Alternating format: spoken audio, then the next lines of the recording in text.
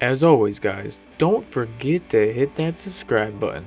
Also, hit that bell to be notified for future videos. Hey guys, welcome back to the Fish Tank. I am Cole, and today we are working on this 1963 Studabaker pickup truck for the Four Horsemen. And today, in this month's theme for the Four Horsemen, is drag truck. So I have to take this track monster and turn it into a loud and aggressive drag truck. So before we jump into any video, I am going to first give you a rundown on what we're working with. So we have a metal base, a plastic interior, plastic glass, and a metal casting, as normal. As you see there, I already pre-drilled the casting, so we are ready to break this car down. So let's get started. So the first thing that I'm going to work on is I get right to the base and I grind off the old wheels. And I just put them off to the side. I got these new wheels off of a old Nova I had sitting around that was already a drag car.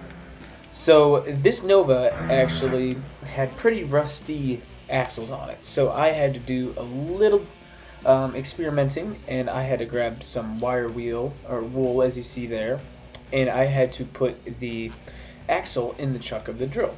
So this is what my first stage of the truck looked like, and I honestly thought it looked pretty cool, but it was a little too low for me. So I decided to change that momentarily.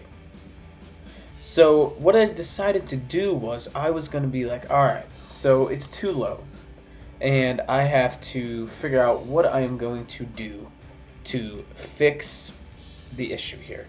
So the first thing that I do is I decided to sand off the little, I don't even know what you want to call these, like they're supposed to represent, I think, suspension of a car, and my first goal was I'm going to sand all four off. I want them as smooth as possible without damaging the underneath detail of the base. So that's what we did. As you see here, they are all flat as they're going to be. And the purpose for this is because I was going to put this axle tube, as you see here, on the bottom. It just makes it easier. So all I have to do is put a little glue down, make sure it's actual glue and not dried glue, and then you just place your axle tube right where you want it. I like to put it right on top of the pumpkin, just so I get a good idea on where it would be if this is how the casting came.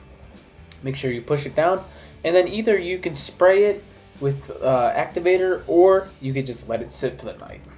Sadly, I had to let it sit for the night, and I had to move on to something else. So after I let it dry, this is the new stance of our build, and I honestly think that looks a lot better. It gives it this really 80s vibe with the lifted, raked back and the lowered in the front. It's just super cool. So next, I wanted to delete the original exhaust that was on these cars. I didn't cover the holes that were there, but I did delete the exhaust. So what I did there was I grinded them off to a certain point, and then I used the file to smooth them down. So I thought it would just be a cool idea to keep them there, but get rid of them at the same time. So that is kind of what it looks like. They're there, but they're not there at the same time. So it works out very, very well.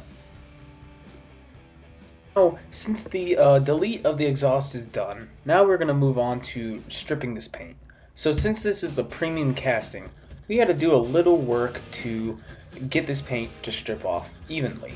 So what I use is my wire brush, as you see there, and I like just to scuff up the whole area. I like to dig into that clear coat and just make it easier so the citrus strip will be removed much faster.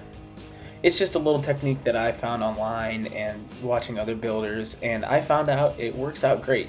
You can either use a wire brush like this, or you could use really gritty sandpaper like 400 to 300 grit sandpaper, or even lower, and just scuff it up to the point where it's just all beat up, and the paint stripper would get right underneath that and strip that car beautifully.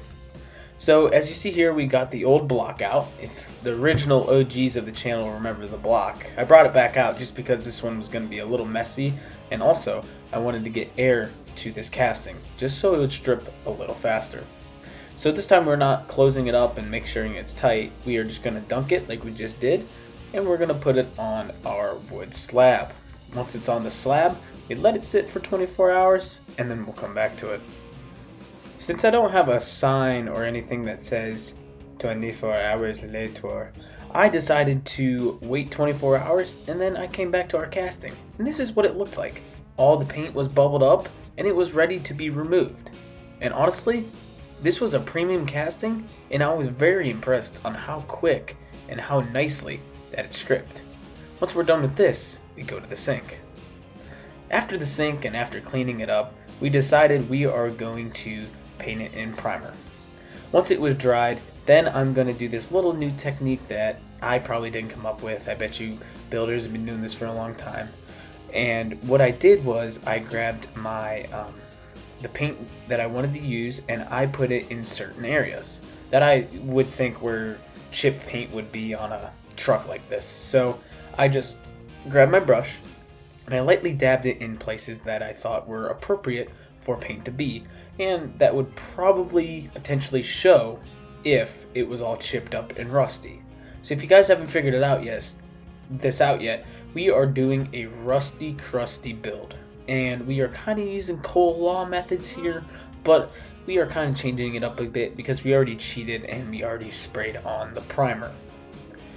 And what we plan on doing here is using our rust powders. I know I've been using a lot of rust powders lately, but I do plan on purchasing some other weathering technique stuff for the future. It's just I'm kind of tight with stuff right now, and I'm kind of just trying to save up for certain things that are going on in my life. So it's just hard, and a lot of things are limited. So once that is done, we do apply our dirt powders first. I did that off camera, but once all those are applied and everything's blended up and blended in, we do grab our rust powder, and out of this tablet, I believe all I did on this one that was a little different than normal was just use the rust powder. I didn't use like the black soot or the flaky metal one. I just didn't think it was appropriate or needed for this build this time. Plus, it honestly gave it a bit of a different look, and I honestly loved it. It was kind of that like patinaed, rusty, crusty kind of look, and honestly, everything just came together, and I was happy. It came together perfectly. Alright guys, so I did not plan on doing any voiceover over video kind of feed in this video, but I am. So I decided this wasn't enough. So here's our casting, and here's it all clear coated, and it turned out pretty awesome in my opinion. But what the point I'm trying to get here is I didn't think there was enough on this truck. So I'm deciding to make this like a patinaed restoration of a shop truck. So I have these Texaco decals, and I'm going to be putting them on the door of the truck. I did do some other decal work, like for example, I did put one of my, let's see if we can get it to focus here, my Cuda's Ohio license plates on the rear there. And I did do some work on the glass, so let's see if this zooms in, and you can see the Summit Racing and the 57, so you know it's a Cuda's Diecast Customs build because of 57. Excuse me. But the last things we're going to add here real quick are the Texaco decals to make it that retro kind of shop truck kind of look. So I thought this was just too plain. I thought the truck was just too simple. So I had these decals sitting around, and I got them from Chuck over at Flying Valiants. If you guys are in the market for decals, please go check out Chuck over at Flying Valiants. He is a great guy, and he can provide you with a lot of awesome decal work, just like these Texaco decals and much more. He can pretty much design anything, and he can pretty much make whatever you want. So that's cool. So after I pull these decals out of the water here, I'm going to put it on my door.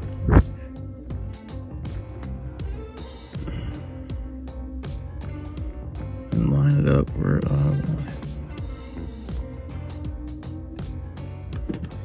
and that's not center yet, but that is a good idea on what it's going to look like. So I think that brings enough of it together, and I think it really completes the truck. Alright, after we did the decals, we're going to move on to this motor. So everyone remembers the motor from the beginning of the video. And honestly, I thought it was in better condition than it was. So I decided to touch it up a little bit.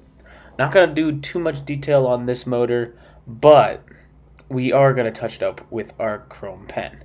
I just thought it would be nice to touch it up as best as I could, and just to make it like a cleaner product. To be honest, I was trying to make this drag car like one of those. It looks rusty on the outside, but it has a really clean and shiny motor. Hence, the chrome motor. And honestly, it looks cool in the final product. I think I forgot to explain what I did with my base. So what I did with the base here is I pretty much just primed it and painted it in a black. Just because I thought the black would look better with some contrast on the rusty body.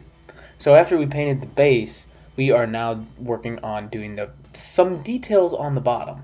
So I decided to paint the axle tube and the pumpkin and other parts of just the base that I thought were necessary. I didn't do too much, but I think I did enough to where it really just makes the bottom pop, even though you are most likely not going to see a lot of it. So that just makes it look a lot cooler. Now I'm going to move on to our final assembly. So here is our main casting.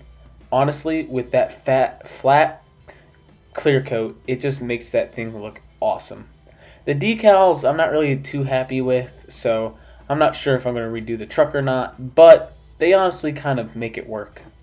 Next we got our base, like we just talked about. They painted in black, and they did some slight details to make it look a little better and a little cooler. Next we got our interior piece. So what I did with this was I pretty much just removed the back half of it because I just didn't think it was necessary. I kind of wanted just to show the bottom half of the base, and that was about it. Next we got our wheels. Nothing really special here other than we touched them up with our chrome pen, and that's about it. So we got drag tires for our drag truck. Had a little bit of an issue there. I don't know what was going on there. Next we're going to look at our glass. So if you remember, we did do our decals, the little Summit Racing one, and our little Cuda's 57 on the lower half there. And lastly, we are looking at our newly chromed, or somewhat chromed, motor. If you remember, this is just what we started with. It was a very awesome and, to be honest, badass looking Studebaker race truck. And today, we kind of put a crazy twist to it and completely changed how she looks. Are you guys ready to see this final result? I know I am. We really did go from race truck to badass drag truck. Guys, I have to ask, what do you think of my attempt at the Four Horseman July Invitational of a 1963 Studabaker drag pickup? I think it looks awesome. The interior is a little different, but honestly, I think it really brings out the car. The paint and the freaking detail with the weathering looks amazing, and the rake on the back of it just makes the car look even more badass. Plus, that double engine just makes everything stand out of a crowd. Guys, this is Cole over at the Fish Tank, and I will see you in the next one. Thank you again, Four Horsemen. Thank you, everybody. Have a nice day.